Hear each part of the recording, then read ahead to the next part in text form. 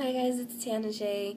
I've been asked to do some makeup tutorials, and so I'm pretty excited about it. I filmed one yesterday, and I might chop it up and give it to you guys in segments. It was really long, and so I'm going to try to do a quicker one today. And today I'm just going to show you guys how I do my face, I think.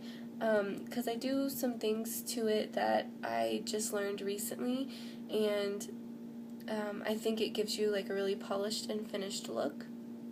So I'm using Bare Essentials Fairly Medium in Original. If I was taking pictures, I would be using matte. The original is a little shiny for me in pictures, so if I was going somewhere like some kind of event where there'd be photographers, or just anywhere where I'm going to be, some kind of birthday party or something where I'm going to be taking a lot of pictures, I definitely, oh, my hair's a mess.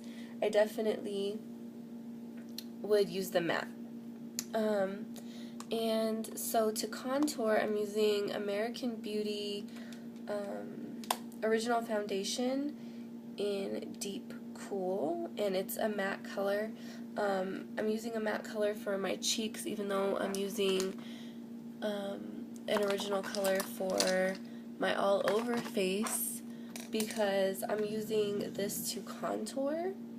So I don't want it to reflect any light. I want it to be very matte in color, and I'm starting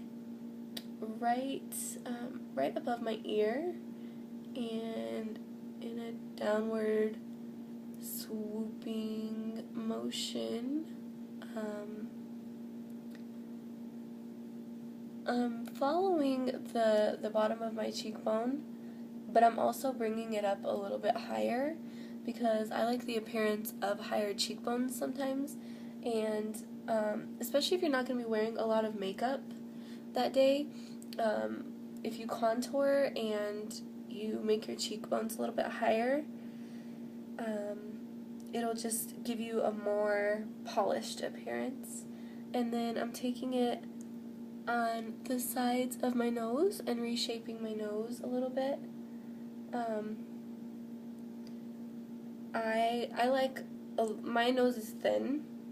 It's a little bulbous at the end, and so I like to play around with it and give my nose different shapes. I like broader noses, so sometimes I'll come up and contour the broader. See how it just made it a little bit broader? And then my forehead. And there are some really great tutorials on advanced contouring where they can teach you how to do pretty much anything with your face. And it is such a safe alternative to surgery. And it's a wonderful alternative to surgery.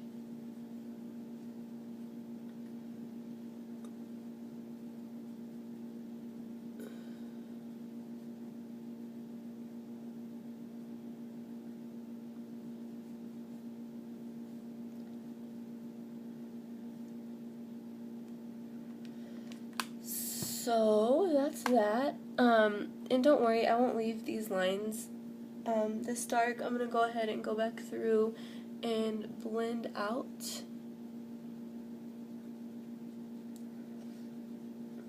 Sometimes I'll make my lines a little bit harsher, sometimes I'll make them a little bit more subtle. But if I want to make them harsher, I'll just add more color. I'm not going to just leave something unblended.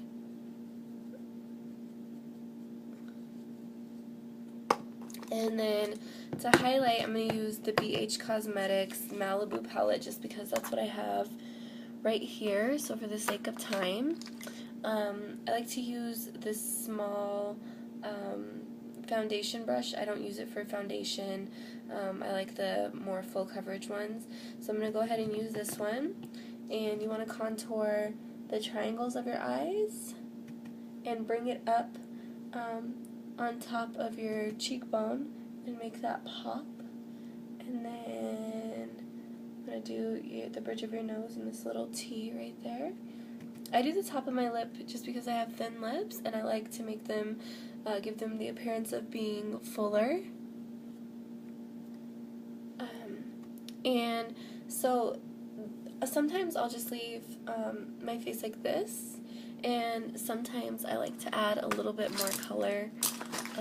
Today I'm going to add just a little bit of blush. I'm going to use the brightest color on, it looks pink, but it's not. It's like an orangey, corally color, and it's really bright. And I will just grab the apples of my cheeks.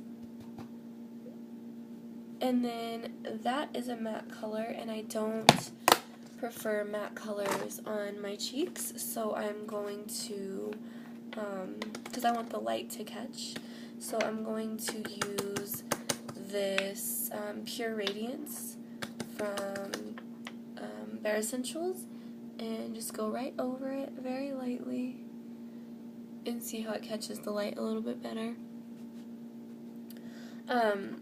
It's fun to just play with light and shadow when you're doing your makeup, and for anybody who draws, they know how important that is, and it just really gives you the appearance of, you can play around with it and you can do whatever you want with it, like really, like if you want to see what it would be like to have a thinner nose, or a smaller forehead, or a bigger forehead, or higher cheekbones, or more chiseled cheekbones, or a more chiseled jaw, just play around with how the light and the shadow work on your face.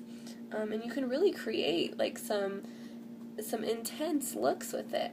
And then after everything, you want to use a finishing powder, and finishing powders are really, really fine powder. Oh, and before I applied my foundation, I used a powder foundation as well. Before I applied my foundation, I used a primer, a skin primer, and that just helps your makeup. It just helps give it a more flawless appearance. And then you're going to want to finish with the finishing powder, and what that's going to do is it's a really, really fine powder, so it's going to go in between any of the little areas where there's no foundation or whatever, and it's going to set your face, so it's going to make your makeup last all day long, and you usually won't have to reapply it all.